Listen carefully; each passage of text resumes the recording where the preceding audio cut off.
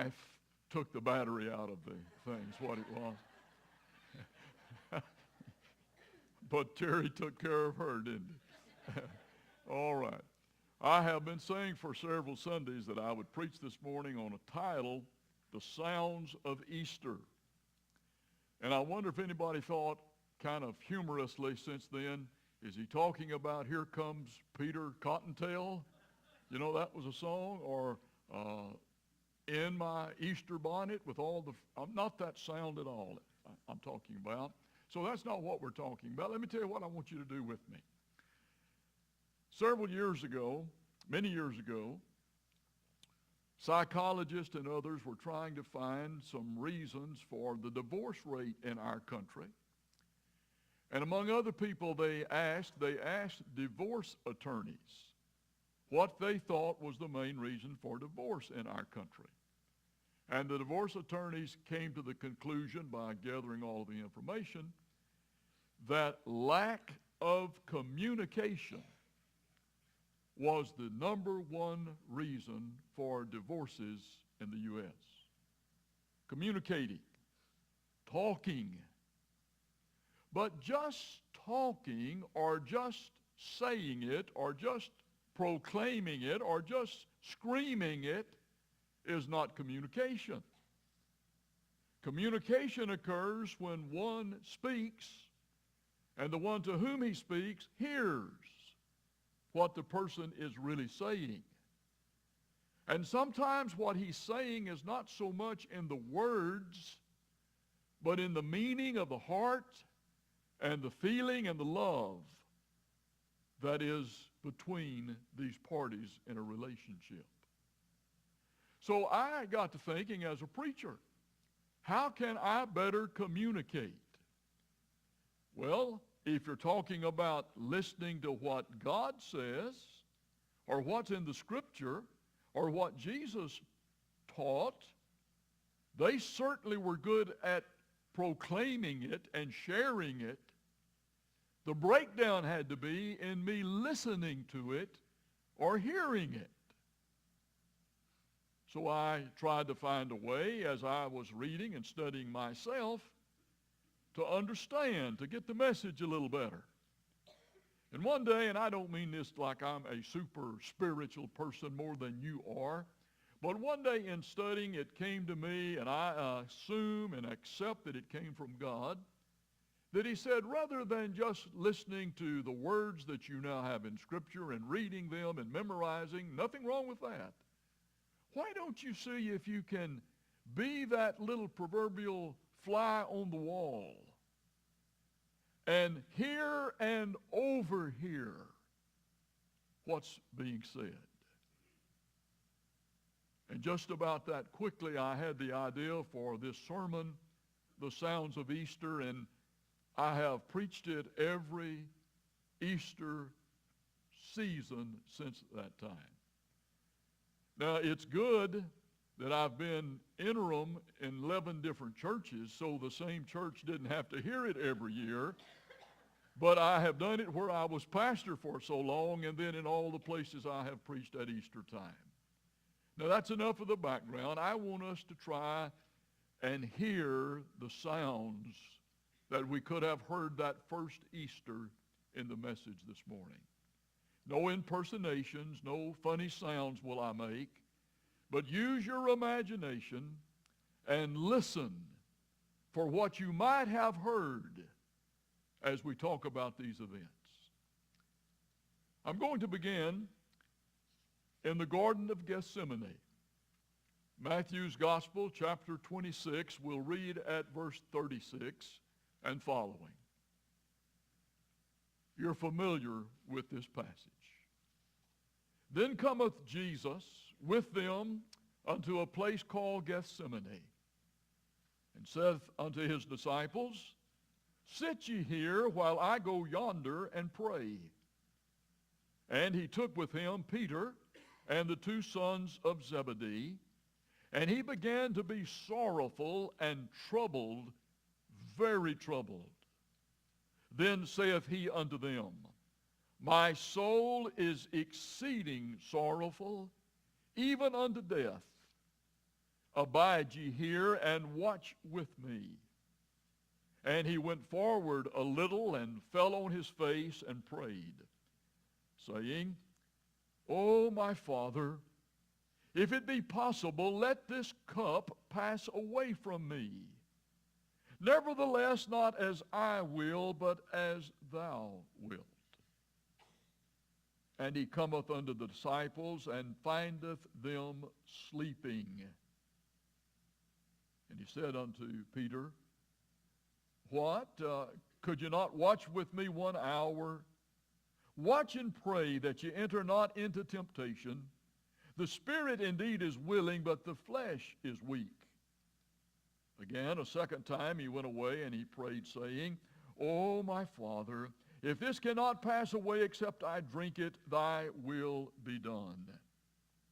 And he came again and found them sleeping, for their eyes were heavy.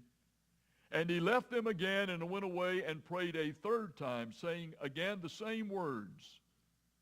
Then cometh he to the disciples and saith unto them, Sleep on now, and take your rest. Behold, the hour is at hand, and the Son of Man is betrayed unto the hands of sinners. Arise, let us be going. Behold, he is at hand that betrayeth me. Now, we've read these words. You've heard them read. You've read them many times yourself. Let's use our imagination a little, and perhaps God can help us see even more as we think about some sounds we might have heard had we been there. Wouldn't you love to hear Jesus with your ears? Wonder how his voice sounded. Was it deep? Did he speak slowly? Was it higher pitched and maybe quicker in cadence? We don't know. But if you could have watched these events about which we've read, you might have heard his voice, not only directing the apostles, 8 of them to stay, 3 to come a little closer with him, looking for a very private place to pray in the midst of a very public garden. And then he knelt and prayed. And if you could have heard his voice and the tone of his voice, you might have also heard a tear in his voice and a plea with the Father. Oh, my Father, if there's any other way that you can get man's attention and at the same time pay for his sin and offer him forgiveness, if there's any other way rather than the cross, would you use that plan? Nevertheless, whatever is your will is right for me. If we could have heard the agony in his voice and the questioning there, we might have remembered that he was only 33 years old, the prime of life. He enjoyed living. He enjoyed loving the people that loved him so. He was serving God, and in so many ways, God was so good. He could have escaped the cross. Later even he said he could pray to the Father and he would send thousands of angels, 12 legions of them to deliver him. But he was willing to die and to give himself. Could you hear his voice? Could you hear more than just the words? But the love and the pain and the feeling. There's something else you could have heard in Gethsemane. If you listen very still and quietly, you could hear it now. I can repeat that for you.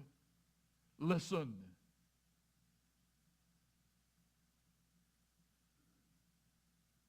Jesus waited for the voice of the Father. He waited until he heard. And when he knew God's will for him, no question but that he obeyed completely. Just to hear the sounds and not elaborate every one, Did you hear the sleeping of weary men? These three that he trusted most of all came a little closer to him in the garden. He asked them to pray as he was praying, but because of their weariness, they fell asleep. You might have heard the sleeping as he was praying. Or perhaps it interrupted the silence while he was listening. They had dropped off to sleep again and again. He had received the answer from the Father. And at the end of the passage we read, he knew it was time not just to wait, but to move forward. And he says to them, "Arise, let us be going. Behold, he is at hand that betrayeth me." And almost before they could take a step, they heard what I want you to listen to next. It was a noise coming. It was approaching. It was getting louder. They discovered it was the footsteps of soldiers. And at the front of that band of soldiers was one Judas Iscariot. You remember he had made a pact for 30 pieces of silver to lead the soldiers to Jesus and to betray him at a place that would be safe for himself and for the soldiers, but would lead to death for the Savior. They come closer and closer. You hear not only the footsteps, but the clanging of metal weapons and wooden weapons. And if you just stop and listen, you could just imagine about what's to happen. When they get all the way to the presence of the apostles and Jesus, there is some excitement on both sides, and you might even hear a scuffle because Peter took out a sword. And he swung at one of those who came to take Jesus and cut off his ear. And Jesus restored it back to full and complete health. Jesus warned the apostles, "He that liveth by the sword also dieth by the sword." This is not the way that I want you to react. By this time, Jesus had been captured, if you please. You can hear another sound that you might never have stopped to think about. If we lived on the farm like some of you used to, you might remember when you were working with cows or horses or doing some chores, a rope. Oh, it was perhaps like a lariat rope that rodeo cowboys use, maybe Cactus by brand. Or it was just a rope that you had there to tie a fence together or a gate shut or an animal while you worked with it. But you remember when you have a Hondo loop in a rope and the other tail end is threaded through, and either in roping something or tying something, you can jerk it and you hear that sizzle as the rough parts make that sound. You listen closely, you can hear that in this passage. The soldiers take a rope and they bind Jesus somewhat so he cannot escape. And they jerk and lead him alone to the trials that are about to occur. By this time, the apostles have just about, in fright and fear, come to the place that they don't know what to do. Do they follow after Jesus? They don't know what's going to happen, but they fear the worst. What will happen to them if they follow? And they decide safety is the best course of action. And they all forsook him and fled to their own safety while he is carried off to trial. The sound you could hear that you may have never heard before. There was a young man among the apostles, John Mark was his name. He was dressed this way. He had on a linen garment, kind of like an over underwear, but for some reason the underwear he did not have, and he just had the outer garment, it seems. And as he is fleeing the scene One of the soldiers reached out to grab John Mark, and he runs and pulls, and the soldier pulls, and the garment is ripped. And he runs away naked.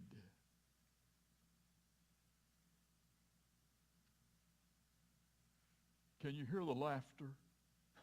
The mockery?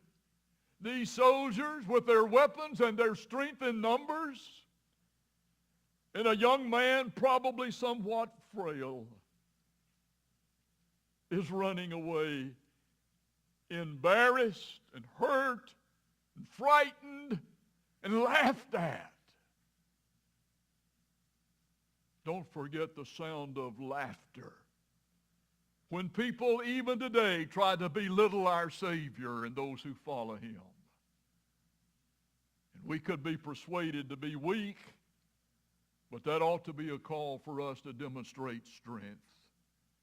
And maybe even the laughter called back a little bit, or at least slowed the steps of those who ran away. I can even hear the running footsteps. And you can kind of hear them as they distance themselves from Jesus and from what comes next. Another sound that you would hear, Jesus was first taken to Annas, the ex-high priest. Now the funny thing is, the ex-high priest politically didn't have any right to examine him. He's out of office. The next man is there. But they go, first of all, and there's series of 6 little trials. And if you were to study them objectively, you would find that all 6 of them were illegal. Some occurred before daylight, which was illegal. The ex-high priest was really not to do this. There were all sorts of rules broken. But when people fight against God, they don't play by the rules. In fact, when some of the soldiers found that Jesus was not going to answer Annas as they hoped he would, one reached out, now a man roped and somewhat mistreated already, and this big man reached out, and can you hear the sound? And louder than that as his big hand slapped his face.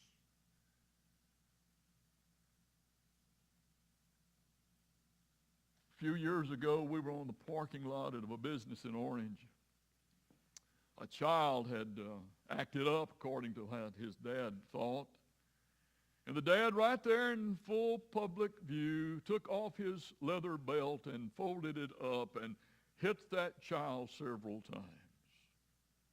Everything about it was bad, but you could imagine the sound of that leather strap hitting that boy out on the parking lot.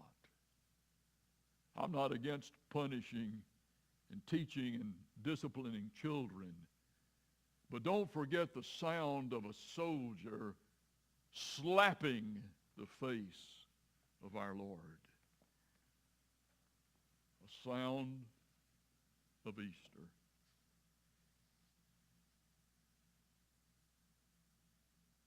After both the former high priest and had heard the Lord's testimony or tried to hear and ask questions, he is taken then by Annas to Caiaphas and the Jewish high court, the Sanhedrin, and he needed to be condemned, and the only way to condemn him was to find 2 witnesses that would agree.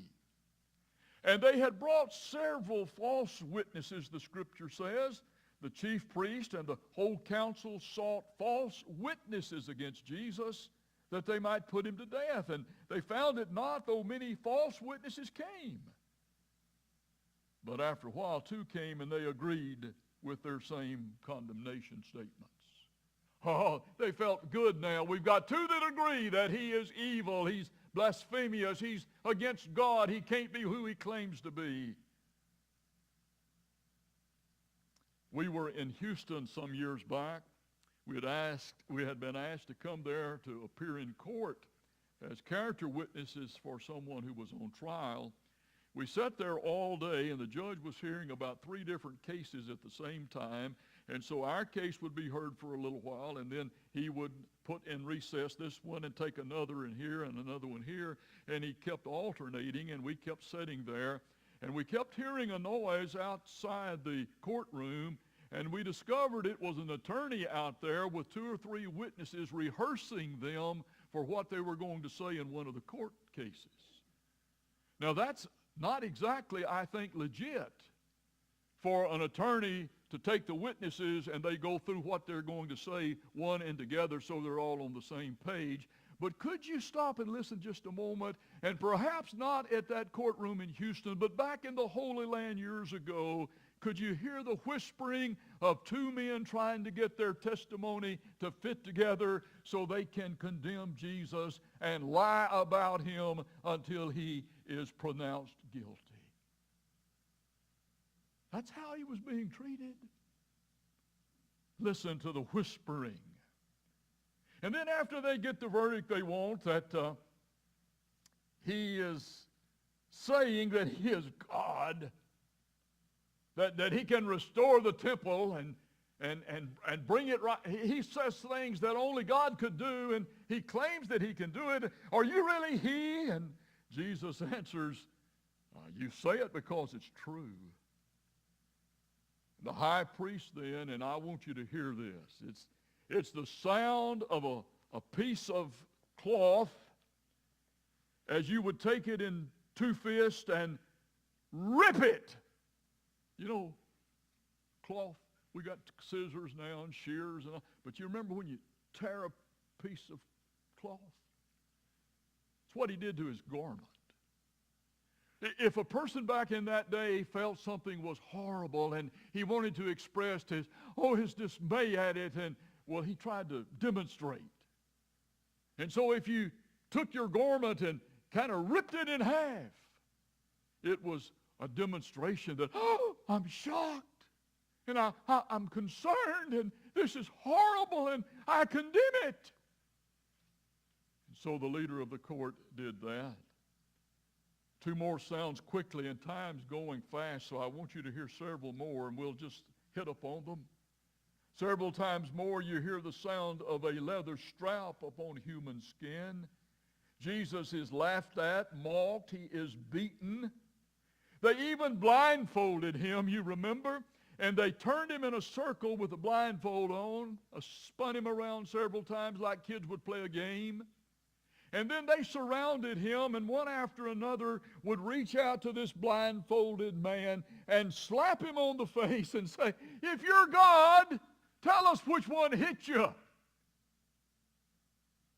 How could he tell who hit? He's blindfolded, perhaps head wrapped around with cloth, and they're playing a game, and he's the butt of the joke. Who hit you?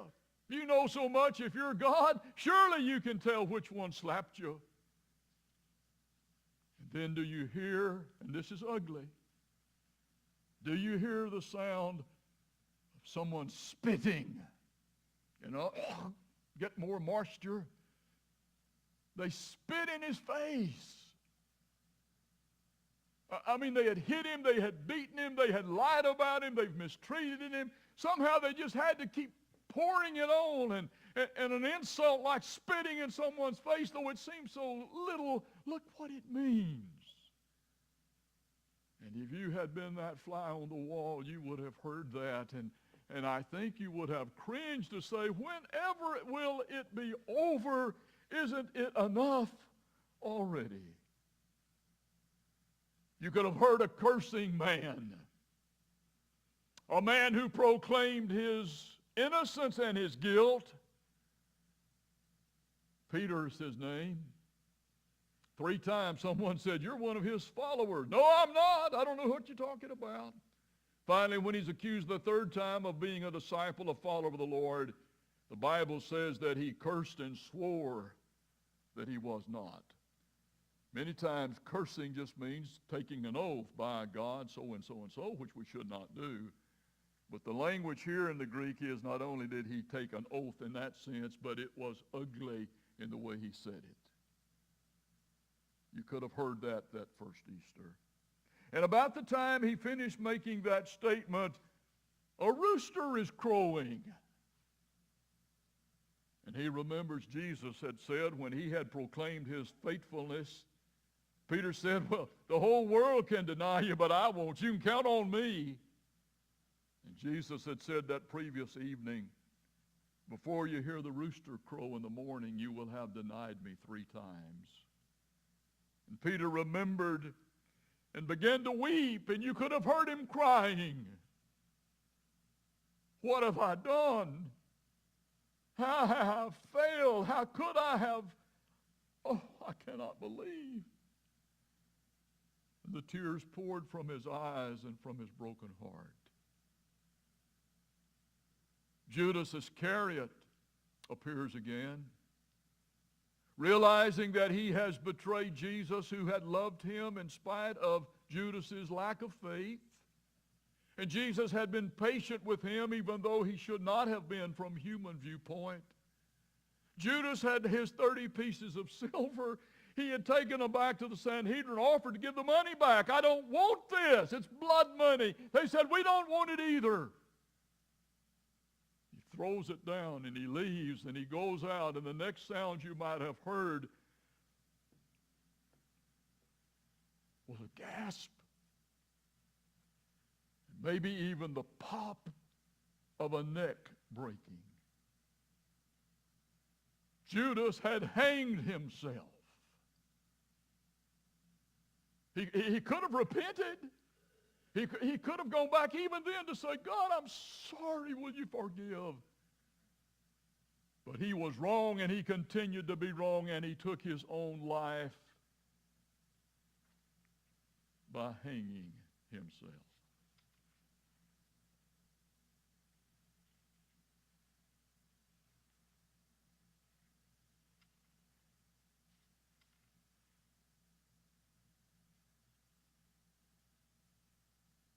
Could you listen quietly? As he is laid on a cross, and with a hammer of some weight and some spikes of some size, you could hear the pounding.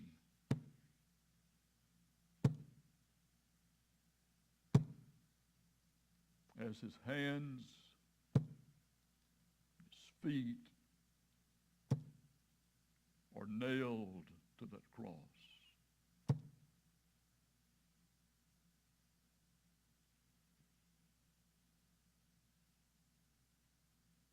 All of us from time to time have helped to build a fence, I guess. Either you're responsible for it or helped someone, or as a child you watched it done. The holes have been prepared, and perhaps at the corner there's a corner post, or where there's a big sign, some post even bigger. The hole might be 2.5, 3 foot deep, however big around, depending on what you're doing. You remember how as you cleaned it out and got ready for the big post, you would pick it up, make it upright, slide it over, depending how big, maybe some help pushing and kicking and getting it in place, and then dropping it into that hole that was prepared for it. You remember the sound of the solid thud when that post hit the bottom of the hole. Listen, the cross on which Jesus was nailed was raised up, and with several men, they pushed the base just near the open hole that was prepared for it and scooted it over quickly at the last so that it would fall. And can you imagine the sound of the thud at the bottom of that hole when that cross hit the bottom and the hands and the feet of Jesus are torn by the spikes that secure him to that cross? I don't know about you, but that's one of the sounds I hear when I reread the story of Easter. I'll just name and then I will quit. Jesus said 7 things from the cross. Soon after he was nailed to the cross and it was lifted and placed in the hole that was prepared for it. He said this, first of all, Father, forgive them. They really don't know what they're doing. Can you imagine all that we've described, and that's just the surface of what happened to him? And then him praying for the forgiveness of those who mistreat him so terribly. The second saying, one of the thieves, two were there, one on either side, turned to Jesus and said, Master, will you remember me when you come into your kingdom? And he said, Verily I say unto you, today you'll be with me in paradise. Proof again that when one who knows the Lord dies here, today, immediately, he's present with the Lord in glory. You could have heard the third saying. The precious mother of Jesus was there. Her son's about to die. What's going to happen to Mary? John was there. And Jesus looks and he says to John and to Mary, Woman, behold your son. And to John, behold your mother. You know what he was saying? John, take care of Mom. I've been doing it. I won't be here. Take care of her for me. Mom, trust him. You can trust him. It'll be all right. The fourth thing he said was, as he was getting nearer the time of his death, my God, why hast thou forsaken me? You ever thought about what that means? I must quickly tell you this. I'm aware of the time. I don't want to keep you, but I don't want you to miss this. Adam and Eve were in the Garden of Eden. They were tempted to sin, to say, if I eat the fruit off that tree, the tree of knowledge of good and evil, I'll know everything I need to know, and I won't need God telling me anything. And he had said, in the day ye eat thereof, you'll surely die. And they ate the fruit nonetheless, and God comes back to the Garden of Eden. And always before Adam and Eve had been glad to see God, and now they're hiding from him. And God has to say, Adam, where are you? God knew where he was. Adam had to admit where he was. Over here. What are you doing there? Well, God, Eve ate of the fruit of the tree and I did too. And God said, in the day you eat thereof, you'll surely die. They didn't die that day physically. What happened? Well, death is that which separates us from the people we want to be with. I was with my dad when he died.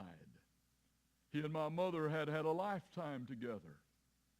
And he went to heaven, and she stayed in Waco. And she missed him terribly, and life never was the same. Death separates us. Sin is that which separates us from God. And Jesus is saying, I'm dying for the sins of Adam and Eve and all mankind. And so for a moment when he's dying on the cross, there is, according to the scripture, that moment when he felt that God had left him completely alone. And he says, my God, why have you forsaken me? And if there's any answer, it's because he had the weight of all our sins upon him. And in the day you eat thereof, ye shall surely be separated from God, ye shall die. The fifth saying you could have heard, he says, I thirst. Well, why wouldn't he in the hours that he had been mistreated and now hanging on that cross? And they gave him a drink of vinegar, just mild, wiped his mouth and tongue perhaps. And they didn't do it to be kind. They did it to prolong the agony. Because he was a public spectacle on the cross for all to see. And they just enjoyed his suffering. The sixth thing he said was this. Having had his mouth refreshed, he says, you could have heard, it is finished. He didn't mean, I'm about to die and it'll be over. He means what you sent me to do. The mission of redeeming mankind, of paying for their sins, of dying on the cross and bringing man back to you, dear Father. That was your mission, and I've completed it. It is finished. A shout of victory from one in the moment of what seemed to be defeat and death. It is finished. Everything that needs to be done for your forgiveness and my forgiveness and for fellowship with God and starting over and beginning again and wiping the slate clean and being given the gift of everlasting life and knowing that when we die we're going to be received into glory. Everything has been done. It is finished. It is finished. And there's one other thing you would have heard, the seventh of the sayings from the cross. And when Jesus had cried with a loud voice, he said, Father, into thy hands I commend my spirit. And having said that, he gave up his spirit. And I want you to catch that, and I'll be finished. With all that had happened to him, with all of the enemies that he had, they did not take his life. And it's very plain in the Scripture. Having done all that has been done these 3.5 years of ministry, the things that we've said this morning that you could have heard, this last thing he said, into thy hands I commend my spirit. And having said that, he breathed out his spirit.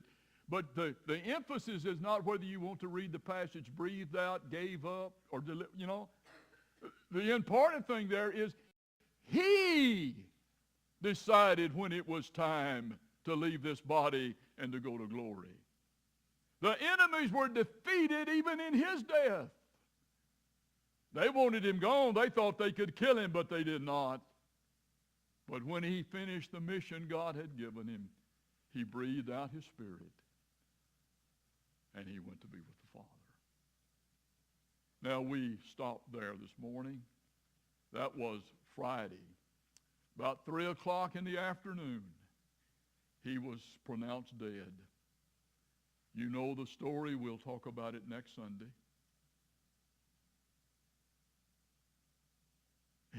Death couldn't hold him. The grave couldn't keep him. Man couldn't destroy him. And it's still that way. And he's done it all, and the only thing left is for you to make a response. We talked about communication. Did you hear? We can say it, we can scream it, we can act it out, we can remember what we could hear, but communication doesn't really happen till it comes from him into your life. And for time, once again, I'll say it this way and I'll stop. Revelation chapter 3, verse 20, you remember, says, Behold, I stand at the door and knock.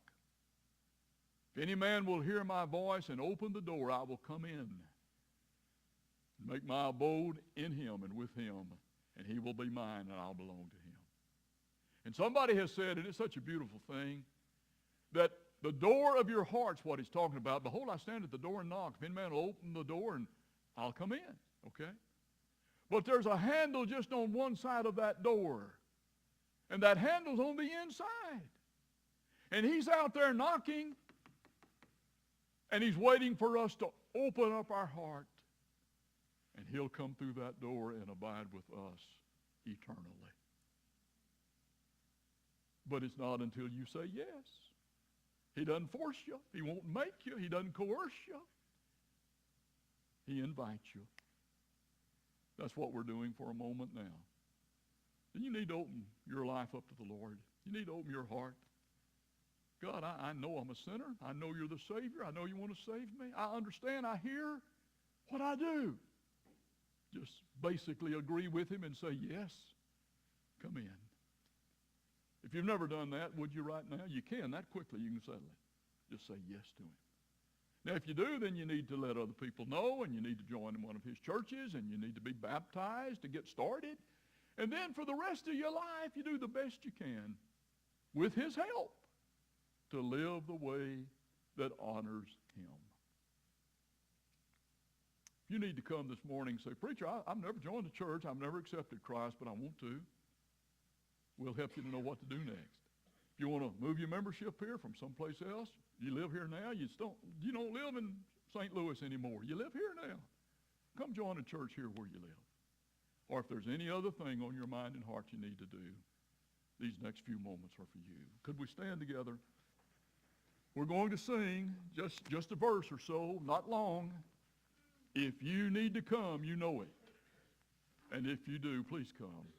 I'll meet you here and help you do what you know God wants you to do. You come as we sing.